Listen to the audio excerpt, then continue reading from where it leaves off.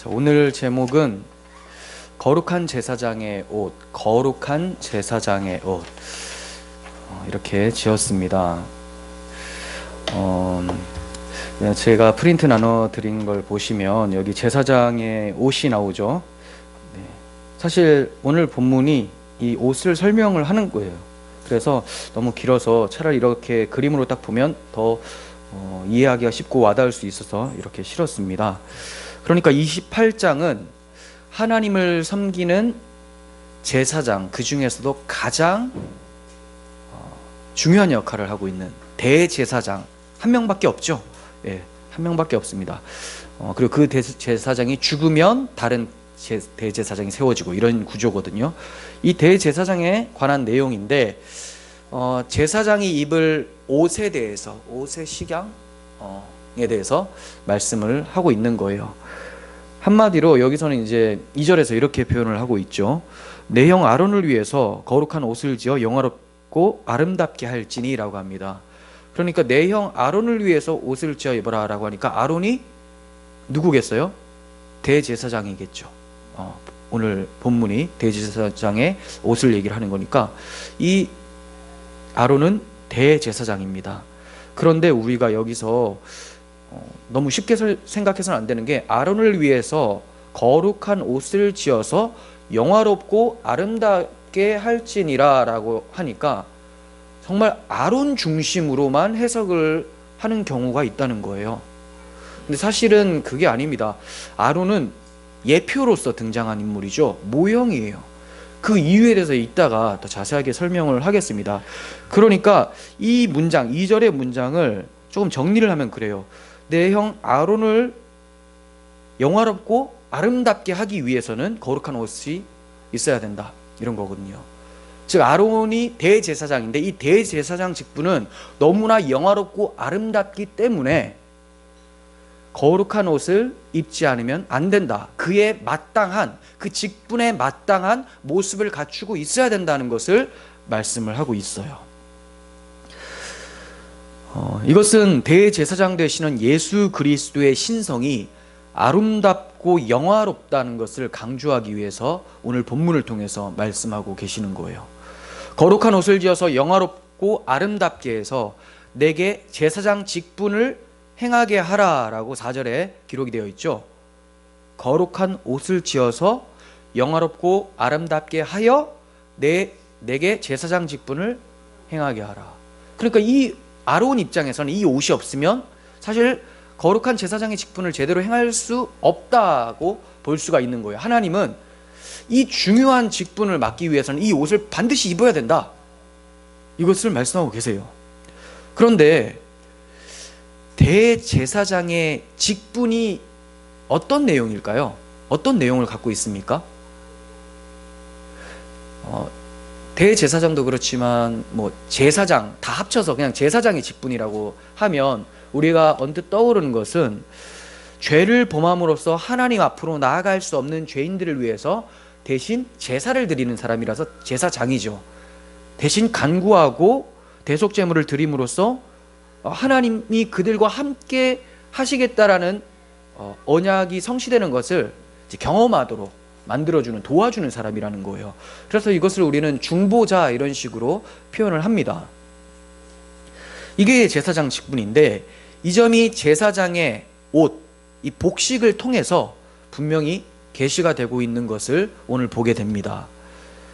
이 제사장 직분과 옷은 상당히 연관성이 있다, 이것을 말씀을 드리려고 하는 거예요.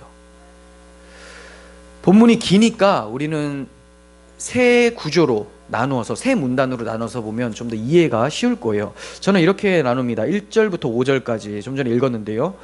제사장 직분과 거룩한 제사장의 옷에 대해서 설명을 하고 있어요. 첫 번째 단락. 그리고 이어서 이 제사장의 옷은 사실 좀 복잡해요. 여러분들 이 그림을 보시면 아시겠지만 하나가 아니죠. 그렇기 때문에 6절에서 14절에는 뭘 얘기하냐면 제사장 옷에는 에봇이라는 것이 더해지고 어깨에는 어깨 바지가 더해진다, 이것을 설명하고 있어요. 에봇과 어깨 바지, 이것이 두 번째 단락입니다.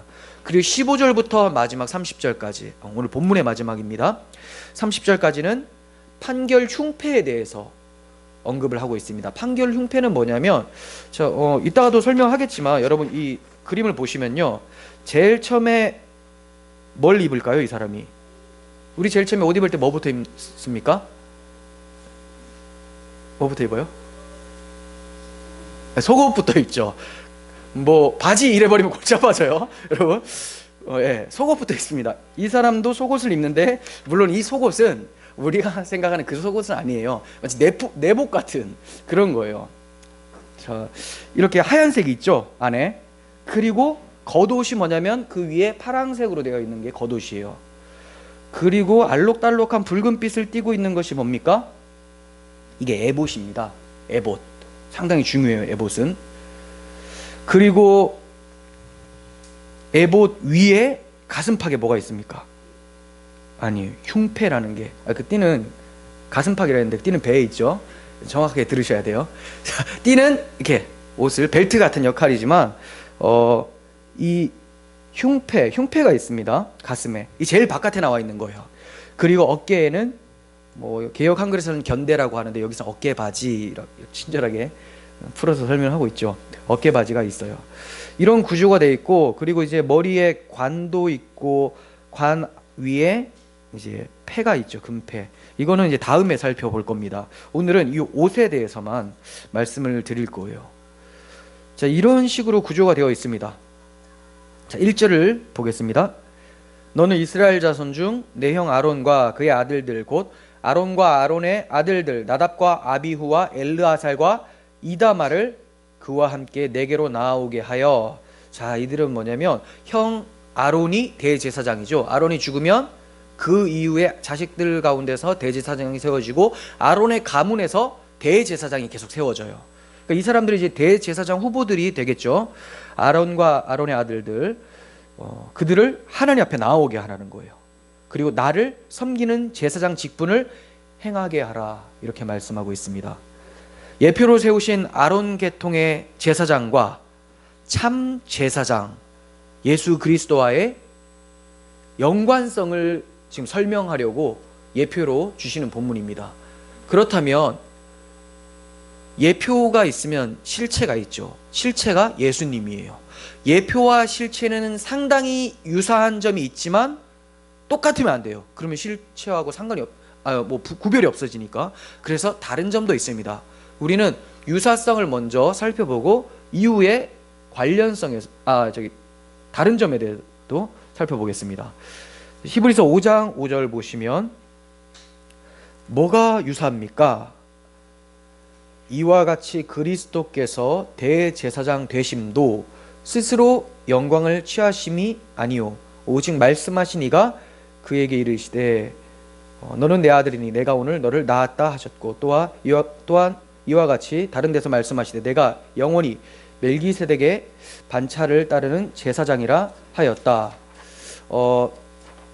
여기서는 이제 그게 있어요.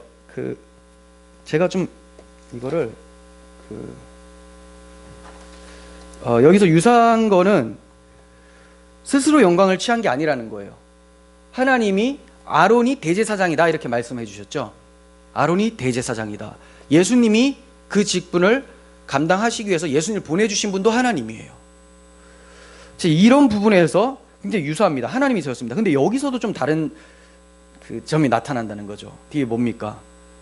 멜기세덱의 반차를 따르는 제사장은 예수님이고, 아론과 아론의 아들들은 그냥 아론부터 시작하는 제사장이에요. 멜기세덱은 어떤 사람입니까? 히브리서를 보면 어떤 사람이에요?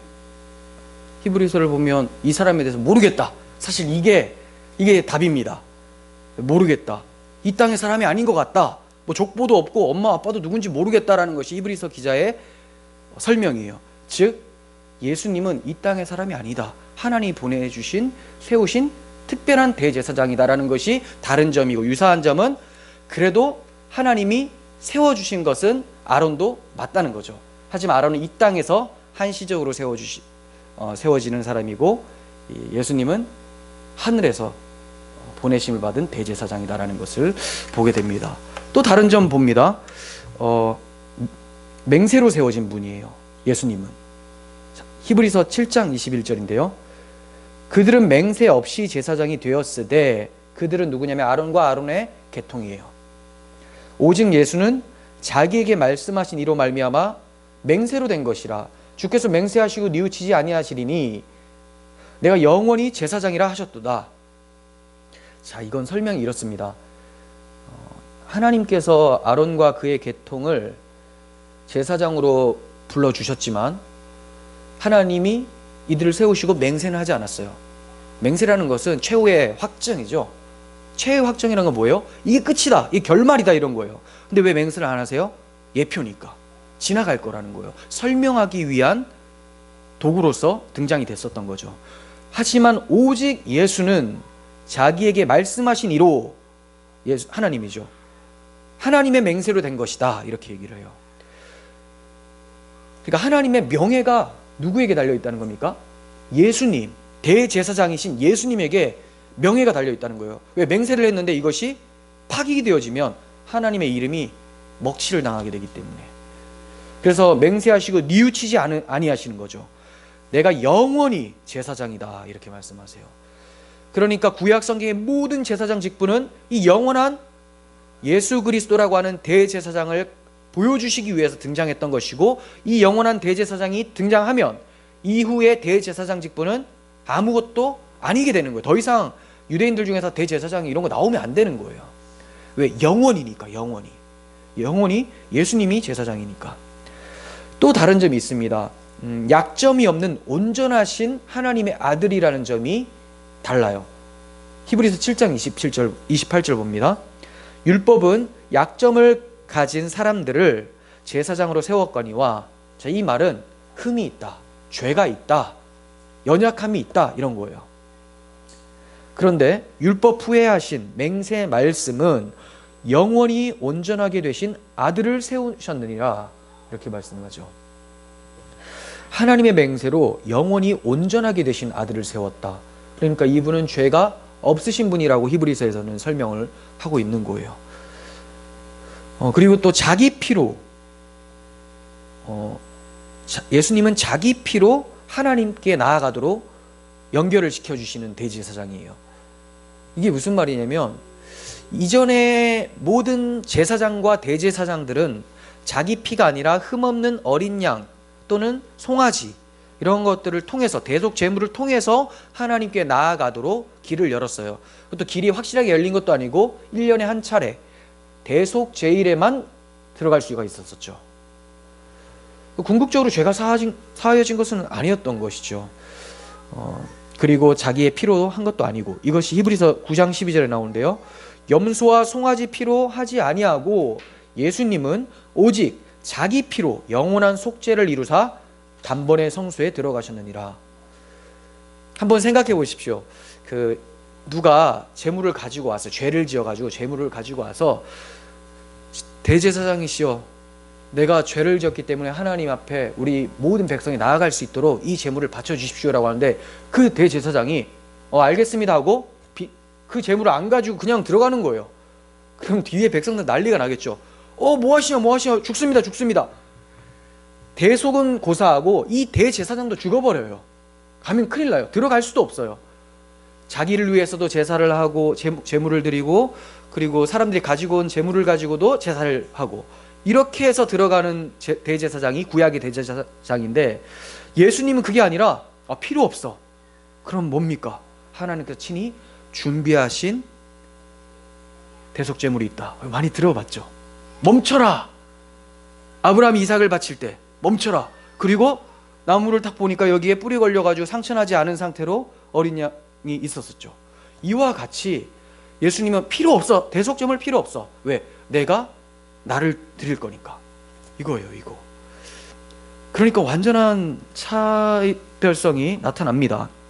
또 뭐가 다르냐면, 예수님은 제사를 종결시키십니다. 영원한 제사로 만드시고 온전한 제사로 만드시는 참된 제사장이세요. 히브리서 10장 11절부터 봅니다. 제사장마다 매일 서서 섬기며, 이게 무슨 말이에요? 매일 서서 섬긴다. 그럼 내일도 해야 되고 모레도 해야 되고 계속 해야 돼요. 이걸 우리는 진행형이라고 하죠. 진행형. 아직 안 끝난 거예요. 자주 같은 제사를 드리되 이 제사는 언제나 죄를 없게 하지 못하였거니와, 이것도 문제예요. 그렇게 자주 드리지만, 진행형이지만 죄를 사하게 할 수는 없다. 항상 하나님 앞에서 죄 없는 자로 드러내게 할 수는 없더라라는 것을 구약의 대제사장들의 제사라고 설명을 하고 있습니다. 그런데 12절에서는 오직 그리스도는 죄를 위하여 한 영원한 제사를 드리시고 하나님 우편에 앉으사, 이게 뭐예요? 끝났다는 거예요. 어떻게 제사장이 앉아요? 제사장이 왜 쉬어요? 하나님이 여섯째 날에 사람을 만드시고 일곱째 날에 안식하셨더라와 같이 예수님이 그의 사역을 마치신 거예요. 대속의 사역을 완성하신 겁니다. 그래서 앉아 계시죠. 물론 성령의 사역은 아직 확장이 된다는 것을 우리는 압니다. 예수님은 자신의 사역을 완성시키셨고 보좌에 앉으셔서 누구를 보내십니까? 자기의 영, 아버지의 영이신 성령님을 보내주셔서 지금도 운행하고 계시죠.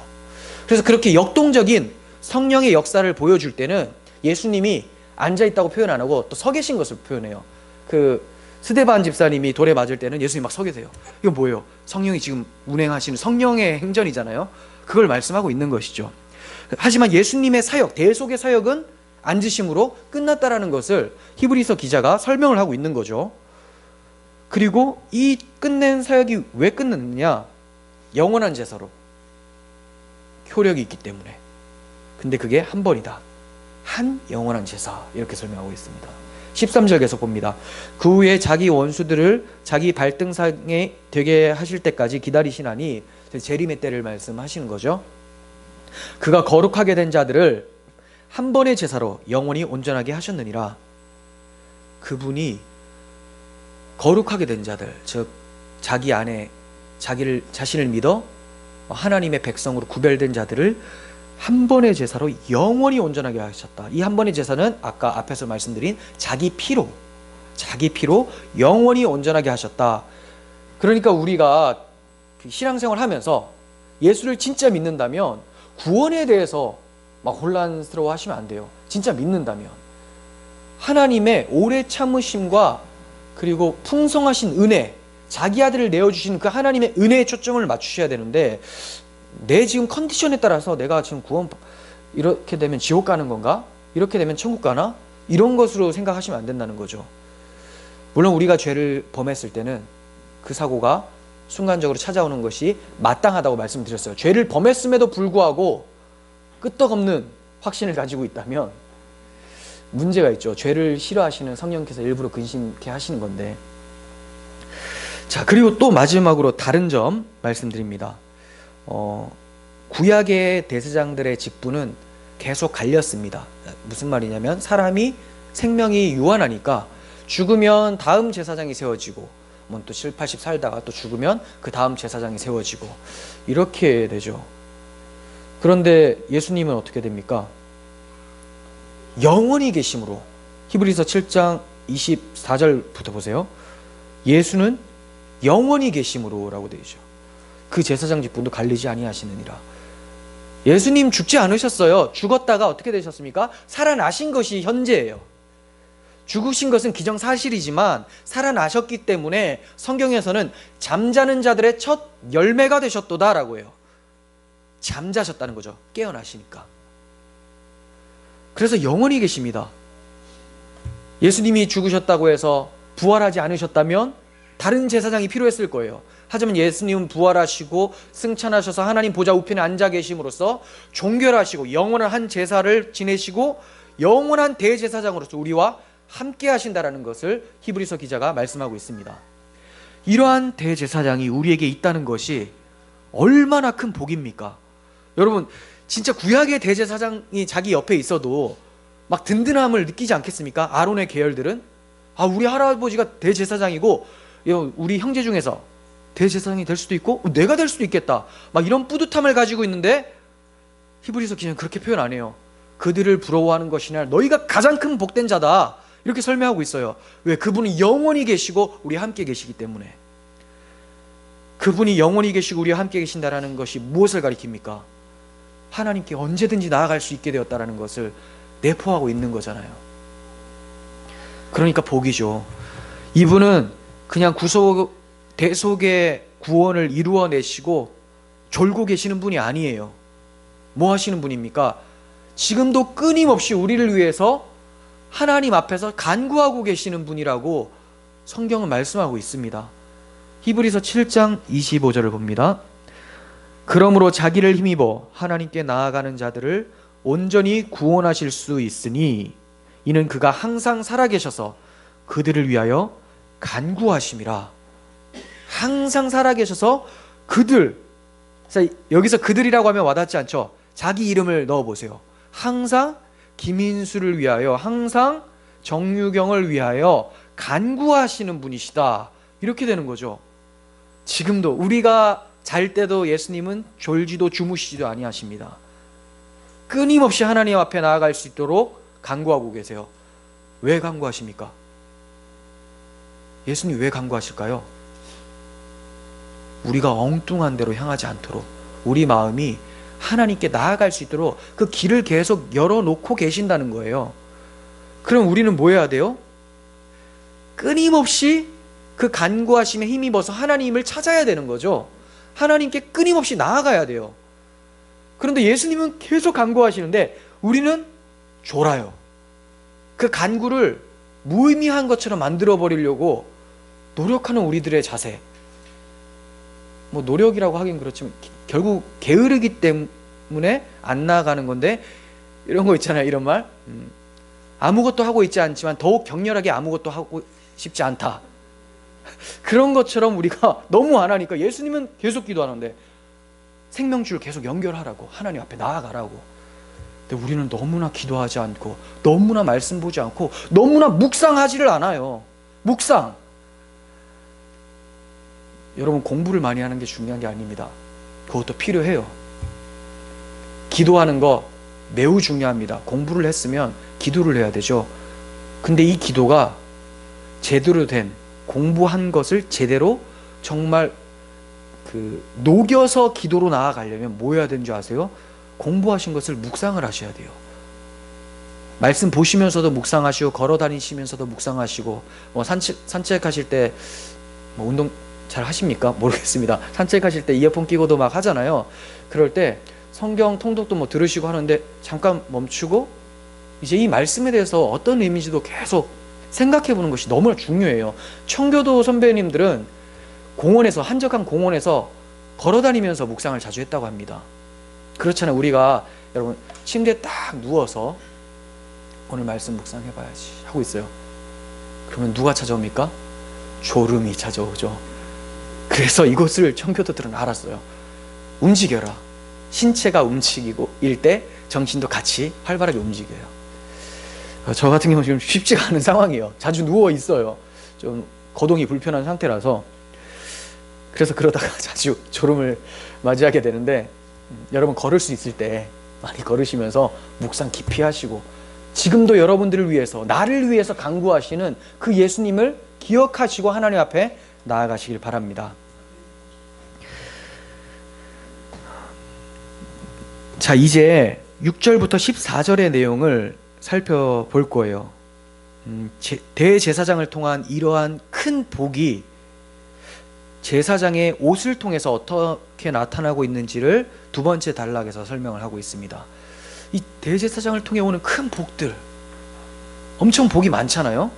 이게 이제 요 안에 옷이 다 설명하고 있어요. 뭐 비슷한 것 같아요. 어떤 옷이든지 그냥 의미 없이 입는 제복들은 없지 않습니까? 그냥 우리 일상 복들은 그냥 입지만, 뭐 군인들 같은 경우는 의미를 다 두죠. 어깨에 군대 들어가면, 여성분들도 있어 모르실 수 있겠지만 이렇게 녹색 견장이 있는 게 있고 노란색 견장이 있어요. 견장이 있다고 다 좋은 게 아닙니다. 노란색 견장은 보호 대상, 녹색은 리더, 분대장이라는 뜻이거든요. 그리고 이제 장군들이나 이 대령들 이런 거 보면, 여기 보면 옷 보면 뭐가 막 많죠. 공로나 무엇을 상징하는 것들을 쫙 달아놓는 거예요. 즉 인민군들 한번 보세요. 요즘에는 인공기를 달지만 예전에는 뭘 많이 달았습니까? 또 그 국회의원들도 그렇고 김일성하고 김정일 요놈들의 그 사진을 이렇게 붙이고 다녔잖아요. 그 이거를 왜 답니까? 우리의 모든 정치와 그 군사력은 수령님을 위해서 사용된다. 이걸 의미하는 거예요. 제 보기에는 의미가 있습니다. 그러니까 북한은 그런 걸 굉장히 잘해요. 의미를 잘 담아요. 우리나라는 이제 태극기 달잖아요. 정치인들이 요즘에는 뭐 많이 안 달, 뭐 태극기 달면 또 이제 극보수다 뭐 이렇게 나눠지니까 태극기를 다는 이유는 우리나라를 위해서 내가 정치를 하겠다. 다 이런 의미가 있거든요. 그 전투복에도 태극기가 있고. 자, 이와 같이 대제사장도 정말 중요한 어떤 직분이 있다면 뭐가 달려 있겠습니까? 상징하는 것이 달려 있다는 거예요.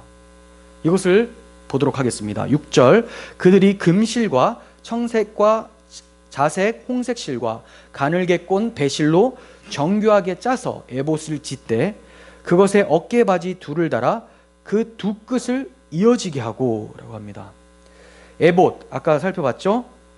겉옷 위에 입는 어떤 조끼 같은 거예요. 그리고 그 위에다가 어깨바지를 둡니다. 견대, 개역 한글에서는 견대라고 합니다. 에봇은 조끼 같은 건데 제사장 옷 중에서 가장 중요한 의미를 담고 있어요. 왜냐하면 이 에봇에 다 붙어 있거든요. 에봇에. 제사장을 상징하는 옷인데 본문에서는 에봇이라는 단어가 12회나 나와요. 굉장히 중요하죠. 에봇이 약간 그런 거라고 볼 수 있을 것 같아요. 그 중앙 그 사령 기지 같은 거 있잖아요. 그런 거라고 보시면 돼요. 그럼 거기서 어떤 것들이 막 나타나는가? 그게 어깨바지예요. 어깨바지에는 호마노라고 하는 두 보석이 박혀 있어요. 한쪽에 하나, 한쪽 또 반대쪽에 하나. 그런데 여기에 호마노라고 하는 보석만 박혀 있는 것이 아니라 그 보석 위에다가 12지파잖아요. 반을 나눠서 12지파 이름 6지파를 새겨요. 그리고 반대편에 6지파를 새깁니다. 출애굽기 28장 11절 본문이에요. 본문 11절 보세요. 보석을 새기는 자가 도장에 새김과 같이, 이것도 중요해요. 도장 새기면 지워집니까? 안 지워지죠. 너는 이스라엘 아들들의 이름을 그 두 보석에 새겨 금태에 물리고 그 두 보석을 에봇의 두 어깨받치에 붙여 이스라엘 아들들의 기념 보석을 삼되 아론이 여호와 앞에서 그들의 이름을 그 두 어깨에 메워서 기념이 되게 할지며. 보석에다가 이름을 새기는데 이름을 지워지지 않도록 도장같이 새깁니다. 나는 너를 도장같이 새겨. 이 아가서 기억나십니까? 너무나 사랑하니까 도장같이 그 사랑하는 사람을 새기고 싶다라는 그러한 내용을 우리 출애굽기 28장에서도 발견하게 되는 거죠. 하나님이 보석처럼 여기세요. 근데 이 보석을 누구하고 동일하게 봅니까? 자기 백성과 동일하게 두신다는 거죠. 안 지워지도록. 그리고 여호와 앞에서 그들의 이름을 그 두 어깨에 메워서 기념이 되게 한다. 즉 하나님 보실 때 기념이에요. 기념, 저는 뭐 전리품 이렇게 생각해도 될 것 같고 자기 소유가 되었다 이렇게 생각하는 게 좋을 것 같아요. 대제사장이 12지파를 어깨에 달고 하나님 앞에 나왔는데 이게 뭐예요? 예전에 마귀라고 하는 놈들에게 다 잡혀가지고 그 애굽에서 노예 생활하고 있었던 내 백성을 내가 구해냈다. 이제 내 것이 됐다. 전리품이 됐다. 근데 단순한 그냥 전리품 정도가 아니라 기념뿐만이 아니라 보석이다. 이렇게 얘기해. 보석. 자기 백성을 그렇게 사랑하세요. 그리고 더 보시면 흉패에도 비슷한 내용이 있어요. 흉패, 가슴이죠. 가슴에 나오는 그 다는 패. 이 흉패는 에봇의 가슴 부분에 이제 붙이는 건데 이 흉패 보석이 12개가 달리게 돼요. 보석이 12개. 그리고 그 보석마다 이스라엘 지파 12지파의 이름들이 새겨지게 됩니다. 15절 볼까요? 15절. 너는 판결 흉패를, 그냥 흉패가 아니에요. 판결 흉패 귀담아 들어보세요. 판결 흉패를 에봇에 짜는 방법으로, 에봇 짜는 방법으로 금실과 청색과 자색과 홍색 실과 가늘게 꼰 배실로 정교하게 짜서 만들되. 판결 흉패라는 단어가 나왔습니다. 그리고 29절 볼게요. 아론이 성소에 들어갈 때는 이스라엘 아들들의 이름을 기록한 이 판결 흉패를 가슴에 붙여 여호와 앞에 영원한 기념을 삼을 것이니라. 30절 너는 우림과 둠밈을 판결 흉패에 넣어 아론이 여호와 앞에 들어갈 때 그의 가슴에 붙이게 하라. 어떤 우림과 둠밈이 정확하게 뭐라고 설명하기는 좀 어려워요. 잘 모르겠더라고요. 사람들도 몰라요. 이게 어떤 판 같은 거를 넣는 거예요. 그걸 넣어서 여호와 앞에 들어갈 때 그의 가슴에 붙이게 하라. 아론은 여호와 앞에서 이스라엘 자손의 흉패를 항상 그의 가슴에 붙일지니라. 우림과 둠밈, 하나님의 뜻을 알게 하는 어떤 계시의 판, 이렇게 성경에서는 좀 유추할 수가 있는데, 이걸 판결 흉패에 넣는 거죠. 판결 흉패를 통해서 여호와 앞에서 이스라엘 자손의 흉패를 항상 그의 가슴에 붙이지라. 항상 붙이래요. 이건 무슨 의미가 있냐면, 가슴에 붙이고 영원한 기념이 되게 하는데, 누구를? 이스라엘 12지파를, 하나님의 백성을 제사장의 가슴에 박아버리는 거예요. 어깨만 박는 게 아니라 가슴, 마음에. 그리고 영원히 기념이 되게. 그런데 이것도 보석처럼. 그래서 보석이죠. 보석을 박아놨죠. 왜 판결 흉패입니까? 보석은 보석이고 흉패면 흉패지. 왜 판결 흉패입니까? 하나님의 법 앞에서 보석과 같이 영원히 의롭다고 기념이 되어지는 거예요. 그냥 하나님 그렇게 의롭다고 하시는 거예요. 너는 내 백성, 내 법 앞에서 흠없는 자라고 내가 인정해 줄게. 왜? 대제사장의 가슴팍에 붙어 있으니까. 대제사장의 어깨에 붙어 있으니까 너는 내가 내 앞에서 영원히 기념물로 받아주겠다라고 하시는 거예요. 대제사장이 하나님 앞에 나아갈 때는 비록 혼자 나아갑니다. 하지만 의미는 뭡니까? 이스라엘 전체를 다 가슴에 집어넣고 어깨에 메고 하나님 앞에 나아가고 있다는 것을 가르치고 있는 것입니다. 이것이 무엇을 우리에게 말씀하고자 하는 걸까요? 왜 대제사장의 옷을 통해서 하나님 앞에 하나님 백성을 다 인도해 들어가는 설명을 하고 있을까요? 우리의 참 대제사장이신 예수님께서 우리 각 사람을 가슴에 붙이고 어깨에 메고 하나님 앞에 인도해서 판결 앞에서 의롭다함을 받아 하나님의 영원한 기념으로서 나의 보배로운 자녀들아 라고 선포하시는 것을 가르쳐 주시기 위함이라는 거예요. 예수님만 혼자 들어가신 것이 아닙니다. 예수님 죽으시고 부활하셨어요. 승천하셨어요. 혼자 떠나가시다니 우리는 뭐야? 우리 고아야?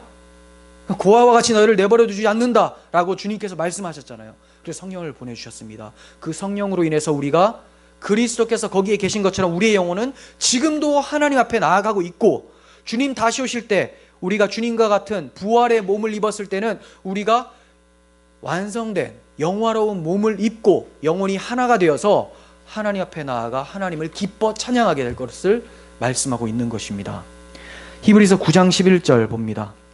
그리스도께서는 장래 좋은 일의 대제사장으로서 오사 손으로 짓지 아니하는 것 곧 이 창조에 속하지 아니한 더 크고 온전한 장막으로 말미암아 염소와 송아지에 피로하지 아니하고 오직 자기의 피로 영원한 속죄를 이루사 단번에 성소에 들어가셨느니라. 그런데 자기만 들어가고 끝이 아니라 뭐라고 하죠? 히브리서 9장 24절 뭐라고 하죠? 그리스도께서는 참것의 그림자인 손으로 만든 성소에 들어가지 아니하시고 바로 그 하늘에 들어가사 이제 우리를 위하여 하나님 앞에 나타나시고, 그냥 가만히 계셔도 되는데 하나님 앞에 굳이 나타나 보여요. 이거 왜 이렇게 표현했을까요? 히브리서는 신약의 레위기라고 별명이 붙어있죠. 레위기의 해석판이에요. 예수님이, 대제사장이신 예수님이 하나님 앞에 나타나신다라고 지금 얘기를 하고 있는 거예요. 왜? 영원한 기념이 되었다. 판결 앞에서 의롭다함을 받은 자들이라는 것을 끊임없이 나타내 보이시고 쉬지 않고 간구하시는 우리 주님이시라는 거죠. 이 간구하시는 것을 히브리서 7장 25절에서 말씀합니다. 그러므로 자기를 힘입어 하나님께 나아가는 자들을 온전히 구원하실 수 있으니 이는 그가 항상 살아계셔서 그들을 위하여 간구하심이라. 여러분들의 구원은 좀 어설프고 뭐가 부족하고 나의 행위가 조금 보태져야 되고 원죄는 사하여 주셨지만 우리의 자범죄는 우리가 해결해야 된다라고 하는 가톨릭 사상, 이런 것들을 완전히 배제하고 있어요. 온전히 구원하실 수 있다. 그분은 온전히. 그것을 위해서 지금도 주님이 간구하고 계십니다. 바울은 그런 우리를 누가 정죄하리요? 라고 합니다. 로마서 8장 34절. 누가 정죄하리요? 죽으실 뿐 아니라 다시 살아나신 이는 그리스도 예수시니 그는 하나님 우편에 계신 자요 우리를 위하여 간구하시는 자다. 왜 정죄를 못합니까? 대제사장이신 예수님께서 가슴에 우리 이름을 다 달고 하나님 앞에 나오셔서 판결 흉패를 보시고 의롭다고 말씀해 주셨기 때문에, 하나님의 법정에서는 이미 선언이 끝났기 때문에 정죄가 불가능하다라고 말씀하고 있습니다. 여러분, 하늘 성소에 들어가셔서 간구하고 계시고 우리의 대제사장의 어깨바지와 흉패에 지금 내 이름이 새겨져 있다는 것을 생각해 보십시오. 여러분 혼자 아닙니다. 예수와 늘 동행합니다. 연합되었다고 얘기해요. 함께한다 이상이에요. 연합되었다. 그분의 손과 발이 되었다. 그분의 마음이 여러분들 마음에 있고 여러분들의 마음이 예수님께 있어요. 하나 아닙니까? 어깨는 힘을 상징을 합니다. 가슴은 사랑을 의미해요. 주님은 우리를 어깨에 메고 우리를 가슴에 품고 간구하고 계세요. 구약 시대에 하나님께서 자기 백성을 구원하실 때 어떤 식으로 구원하셨는지를 우리가 살펴보면 그리스도께서 가슴에 품고 어깨에 메고 우리를 데리고 들어가시는 그 사랑과 그 사역을 더 깊이 느낄 수 있을 것 같아요. 그래서 제가 몇 개의 본문을 뽑아왔습니다. 하나님이 자기 백성을 어느 정도로 극진히 사랑하시는지를 좀 봅시다. 출애굽기 19장 4절이에요. 내가 애굽 사람에게 어떻게 행하였음과 내가 어떻게 독수리 날개로 너희를 업어 내게로 인도하였음을 너희가 보았느니라. 예전에 제가 설명을 한 적이 있어요. 독수리가 자기 자녀라고 자기 새끼를 훈련하고 양육을 할 때 하는 방법 아세요? 그 높은 독수리 집에서 툭툭 엉덩이로 쳐가지고 떨어뜨리는 거죠, 새끼들을. 그럼 얘네가 막 이렇게 하는데 못 날아요. 능력이 없어요.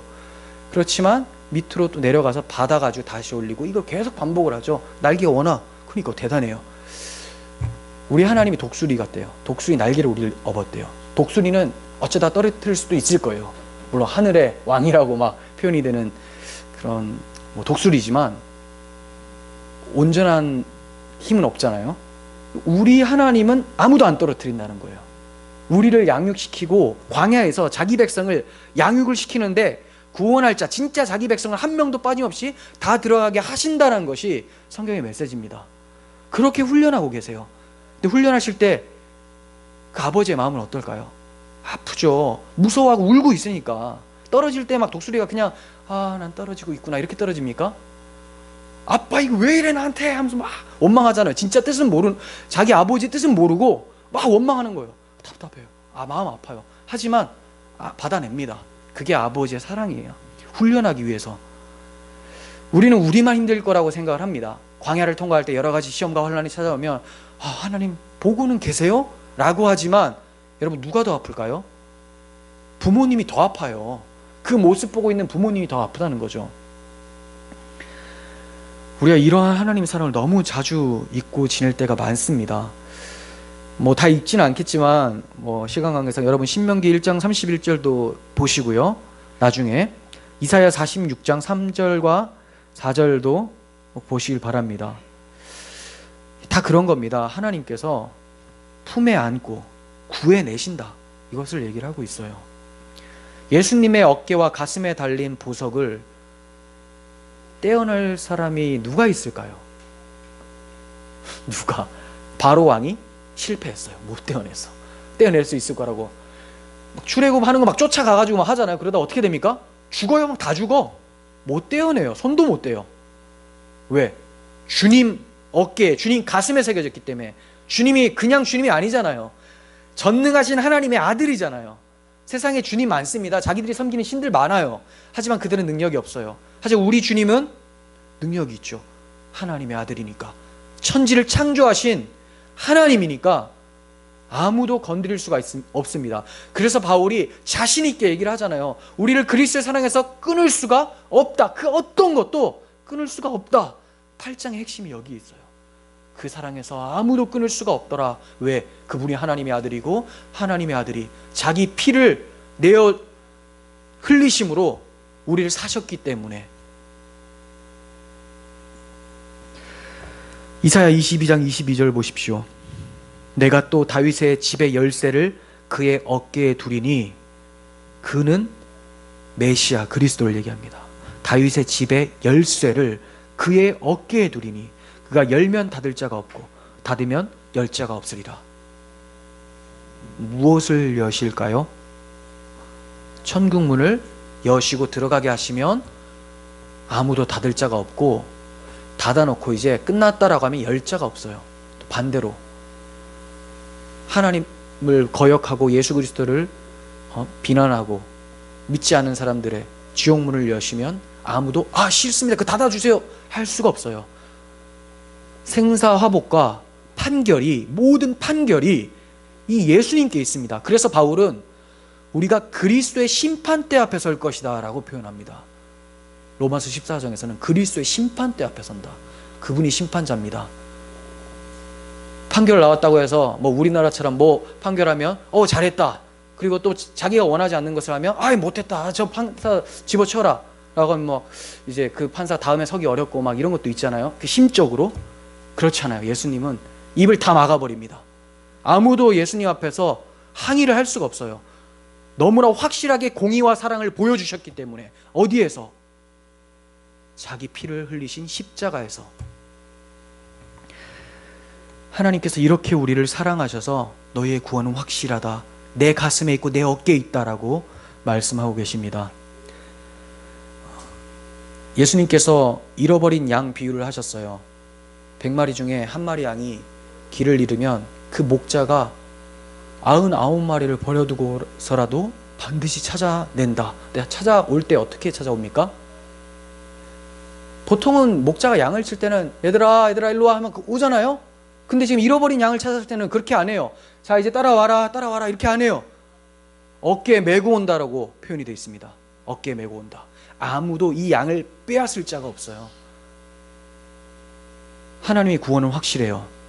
하나님이 우리를 어떻게 사랑하는지를 깊이 묵상하시길 바랍니다. 모든 부분에서 보여주고 계세요. 저는 말씀을 통해서 잘 모르겠어요. 모르시면 또 뭘로 보여주실까요? 삶 속에서 보여주세요. 하지만 우리가 묵상하지 않으니까 찾을 수도 없고, 성경도 모르고 묵상도 안 하고 일상생활에서 캐치도 못하고, 이 은혜가 없다, 은혜가 없는 게 아니라 쏟아지는 은혜를 무시하니까. 하나님은 각 사람에게 모든 환경 가운데서 내가 너를 얼마나 사랑하는지 보여줄게 말씀하고 계신다니까요. 제가 그 밤에 이제 저희 아내와 저와 사이에 예담이가 원래는 그렇게 있었는데, 지금은 요놈이 아빠하고 같이 자면 불편하고 막 그렇대요. 그 옆에 얘가 굉장히 잠버릇이 심하거든요. 그래서 밑에서 내려가서 엄마랑 둘이 침대 밑에서 자고 전 넓은 침대를 혼자 차지하고 잡니다. 별로 기쁘지 않아요. 왠지 아시죠? 예담이가 없기 때문에. 그러면서 이렇게 잘 때 이렇게 누워서 봅니다, 밑을. 그러면서 이게 조금 제 개인적인 간증이에요. 여보 진짜 고맙다, 예담이 낳아줘서, 이렇게 얘기해요. 너무 고마운 거예요. 막 너무 귀해요. 자는 모습이 너무 예쁘고 계속 그 얘기만 합니다. 그러면서 얘가 저하고 같이 안 자고, 그리고 정말 아빠는 꽂아놓은 보리자루잖아요. 한 번씩 이제 저기 잘 있구나 하면서 쳐다보는 거잖아요. 그런데도 전혀 그 사랑이 줄지가 않습니다. 이거 잘 아셔야 돼요. 이게 우리에게 이게 없어요. 하나님을 대할 때 내가 뭘 하면 하나님이 날 더 사랑하시겠지? 지금 덜 사랑하시겠지? 이게 아니라 마음이 아프시겠지로 가셔야 돼요. 마음이 기쁘시겠지로 가셔야 된다니까요. 그리고 이건 마음의 문제고, 하나님이 우리를 기뻐하시느냐, 정체성으로 볼 때는 변함이 없어요. 그냥 기뻐하는 거예요. 예담이가 제 말을 듣지 않고 정말 땡깡도 많이 피고 할 때 이 아이를 기뻐하느냐 아니냐라고 물으면 기뻐하는 것은 변함이 없고 점점 날이 갈수록 더해집니다. 저는 이렇게 얘기를 할 수 있어요. 그리고 얘가 뭘 했을 때 뭘 잘했을 때는 더 사랑하게 되고 못했을 때는 덜 사랑하게 되는가? 그렇지 않아요. 그냥 계속 사랑해요. 단지 뭔가 잘못했을 때는 마음이 아파요. 마음. 그러면서 진짜 좀 극성이거든요. 딸 바보면 왔나 봐요. 혼자 막 사랑해 이걸 한 수십 번 하면 우리 와이프가 정신 나간 사람 같아 그래요. 그래서 내가 우상숭배가 이러면 그런 것 같아 이러는 거예요. 근데 제가 거기서 멈췄으면 우상숭배라고 저도 인정할 것 같은데, 저는 그거 보면서 제가 사랑해 하면서 와, 하나님 나한테 계속 이 사랑을 말씀하시는데 저렇게 자는 거 아닌가, 이 꼬맹이처럼. 그리고 가까이 가려고 하는데 밀쳐내고 막 그런 거 아닌가. 근데 성숙한 자녀는 이제 뭐라고 반응할까요? 나이가 들고 애가 아버지 사랑을 많이 알게 되면 뭘 요구하지 않아도 아버지께서 이걸 기뻐하실 거야 하면서 찾아 나서기 시작해요. 찾아 나서. 그렇다고 뭐 더 사랑하는 건 아니에요. 똑같아요. 하지만 기뻐할 수도 있어요. 그 모습이 너무 뿌듯해요. 그것은 누구의 열매니까? 하나님 아버지 열매니까.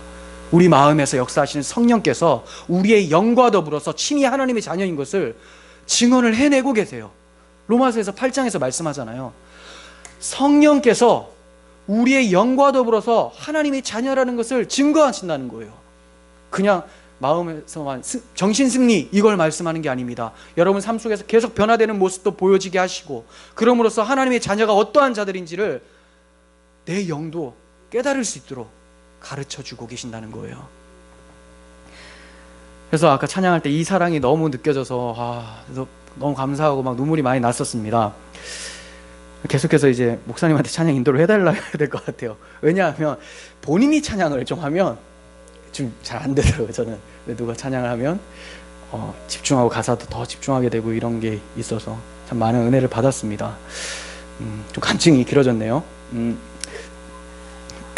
주님께서 속죄 제물이 되셔서 십자가에 달리실 때 비록 주님은 혼자 달리셨습니다.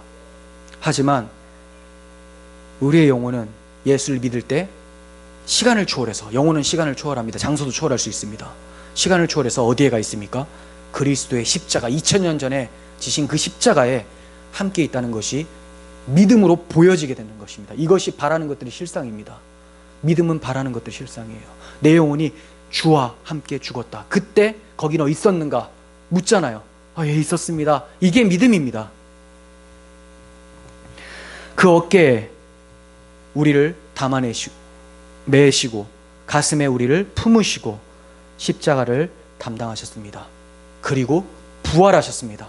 부활의 주님은 우리가 하나님의 자녀이심을 하나님 앞에서 나타내 보이셨습니다. 또 보이고 계시고 지금도 간구하고 계십니다. 우리는 하나님의 자녀죠. 예수님이 하나님의 아들이기 때문에 그와 연합된, 그의 심장에 들어간 우리도 하나님의 자녀가 된 거예요. 로마서 8장 16절 좀 전에 설명했습니다. 성령이 친히 우리의 영과 더불어 우리가 하나님의 자녀인 것을 증언하시나니. 갈라디아서 4장 6절 너희가 아들이므로 하나님이 그 아들의 영을 우리 마음 가운데 보내사 아빠 아버지라 부르셨느니라. 그러므로 내가 이후로는 종이 아니요 아들이니 아들이며 하나님으로 말미암아 유업을 받을 자니라. 종처럼 신앙생활 하지 마십시오. 종이 아니에요. 아들입니다. 굳이 종이라고 부르고 싶으시다면 충성된 종이라고 하십시오. 충성된 종은 주인을 기쁘게 하는 것을 즐거워해요. 하지만 게으르고 악한 종은 주인을 미워합니다. 주인을 싫어합니다. 밥 주니까 있는 거예요. 그게 바로 행위주의고 율법주의입니다. 우린 종의 멍에를 맨 자들이 아니라 하나님 아들의 영을 받았습니다. 하나님은 자기 아들을 죽기까지 사랑하시는 그런 분이십니다. 우리의 지위는 어떻습니까? 우리의 신분이 하나님의 자녀라면 지위는 왕같은 제사장입니다. 제사장. 베드로전서 2장 9절. 그러나 너희는 택하신 족속이요 왕 같은 제사장들이요 거룩한 나라요 그의 소유가 된 백성이니 이는 너희를 어두운 데서 불러내어 그의 기이한 빛에 들어가게 하신 이의 아름다운 덕을 선포하게 하려 하심이라. 이 말씀을 묵상하면 선포하고 싶어져요. 그 아름다운 덕을 계속 선포하고 싶어져요. 왜냐하면 우리를 어두운 데서 불러낼 이유가 없으신데 그냥 그렇게 하신 거예요. 사랑하시기로 작정하시고 자기 아들까지 내어주셨기 때문에 우리는 그 아름다운 덕을 기리고 선포할 수밖에 없는 구조를 가지고 있어요. 우리 마음에 그분의 사랑을 담고 있기 때문에 그렇습니다. 그리고 우리의 법적 상태는 어떻습니까? 제사장의 아름답고 거룩한 옷으로서 하나님 앞에 보여져 있습니다. 판결 흉패에 담겨 있는 상태예요. 의롭다 이거예요. 의롭다. 이사야 61장 10절.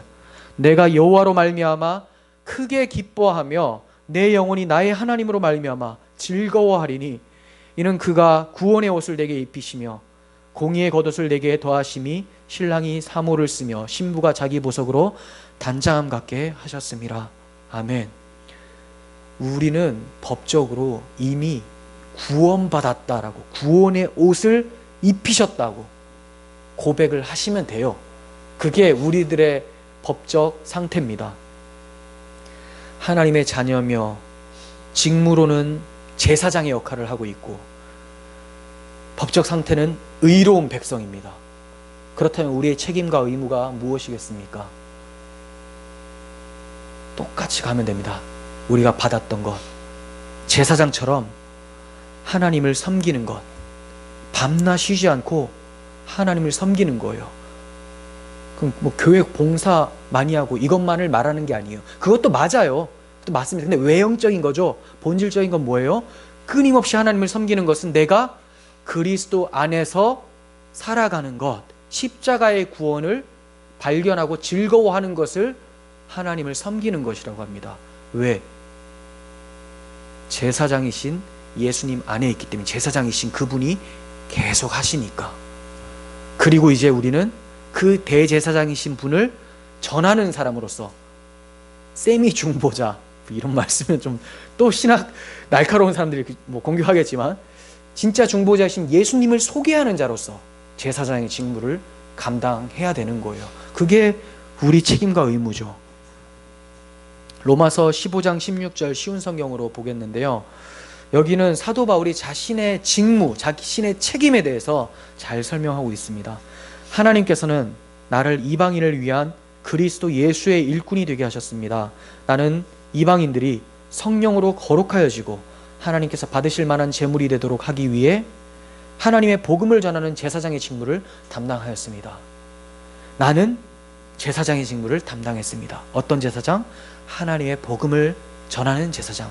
왜?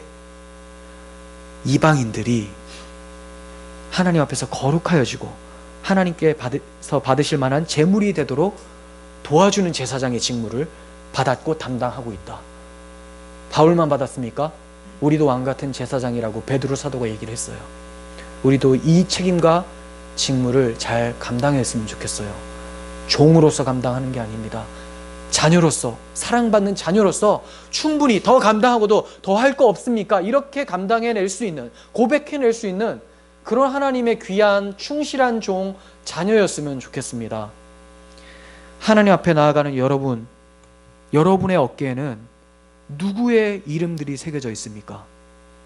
하나님께 나아갈 때 여러분들의 가슴에는 누구의 이름이 새겨져 있습니까? 전도하실 대상자 생각하시고 가슴에 품고 어깨에 메고 그리스도께 인도하여 그리스도가 하나님 앞에 나타나시게 하는 그런 제사장의 직무를 잘 감당하는 우리 모두가 되기를 소원합니다.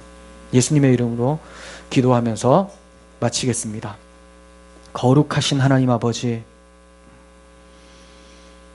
저희가 어떻게 지성소에 그 하나님이 임하시는 성소에 들어갈 수 있습니까? 제사장 때문입니다. 대제사장 때문입니다. 그 대제사장이 자기 피로 속죄를 이루시고 우리를 자신의 가슴에, 자신의 어깨에 담아내시고 아버지 앞에 지금도 나아가고 계시는 것을 말씀을 통해 봅니다. 이렇게 우리를 사랑하시는 아버지의 사랑과 끊임없이 그 말씀에 순종하신 예수님의 사역, 이런 것들을 볼 때 저희가 얼마나 하나님 앞에 등한시하고 충성되이 생활하지 못했던 것을 생각하게 됩니다. 저를 용서해 주시고 이제 그 아버지의 사랑을 아는 자로서 아버지께서 허락하신 귀한 사명들을 잘 감당하는 저희 모두가 되게 도와주시옵소서. 예수님의 이름으로 기도합니다. 아멘.